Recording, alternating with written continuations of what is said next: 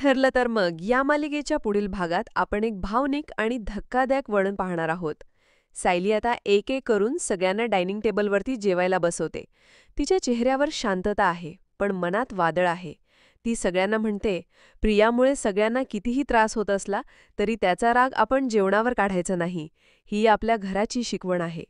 ती खूप प्रेमाने, आग्रहाने सगळ्यांना जेवण वाढते आणि तिच्या प्रेमळ स्वभावाप्रमाणे ती पहिला घास पूर्णा आजीलाच भरवते.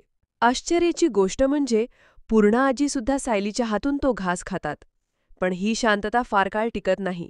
सगळ्यांचं जेवण झाल्यानंतर सायली आणि अर्जुन बोलत असतात. ती अर्जुनला म्हणते, प्रियाला फक्त पुरावे मिटवण्याची शिक्षा मिळाली आहे. तिला 7 वर्षाची नाही तर चांगली 14 वर्षाची शिक्षा मिळायला पाहिजे होती. आणि या क्षणी त्यांच्या बोलण्यावर एक तिसरी व्यक्ती कान देऊन ऐकत असते.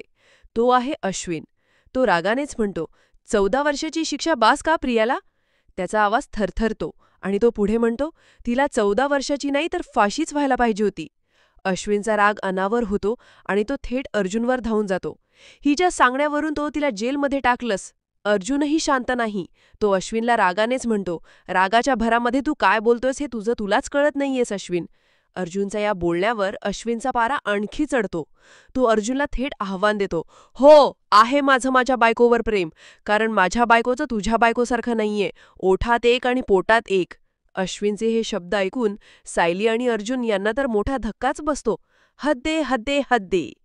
आतापर्यंत शांत असणारा अश्विन अचानक घरात एक नवा खलनायक म्हणजे विलन म्हणून उभा ठाकतो आहे.